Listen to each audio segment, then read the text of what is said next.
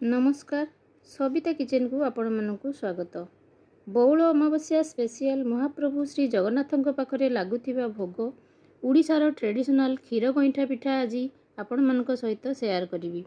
छेनापरी नरम पिठा पूरा सुआदिया। भिडियोटी को शेष पर्यंत देखंतु। पसंद आसिले भिडियोटी को लाइक निश्चय करंतु, शेयर करंतु। चैनल रे नुआ थिले प्लीज चैनल को सब्सक्राइब करंतु। चलंतु स्टार्ट करिबा।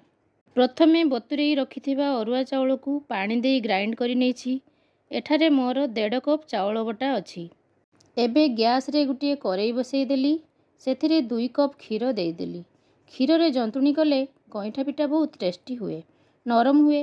सेथिरे 2 चामच चीनी देली, चिमुटे लूण देली। एबे सेथिरे 1 चामच देसी घिओ देली, 2 चामच नड़िया कुरा देली। क्षीर को फुटिबा पई छाड़ी देली।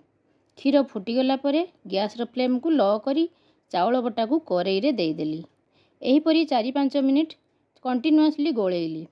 एमिति गुटिए डो प्रस्तुत हो गला परे गैस बंद कर देली।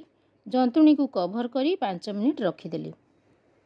5 मिनिट परे गुटिए प्लेट रे 1 चामच घिओ लगेई देली। हाथ रे मध्य अल्प घिओ लगेई नेली। जंतुणी रु अल्प नेई एमिति गोल एवं लंबा शेप रो पिठा बनेई नेली। सबु पिठा बनई सारिबा परे गुटिए पेन रे क्षीर फुटई रखिथिली। एबे गरम क्षीर रे पिठा गुडी को देई देली। 4-5 मिनिट पर्यंत पिठा को फुटिबा पई छाड़ी देली। तापरे 2-3 चामच चाउल बटा देई मिसई नेली। अल्प भजा काजू और नड़िया कुरा देली। शेष रे स्वाद अनुसार चीनी और लूण देई 2-3 मिनिट फुटाई नेली।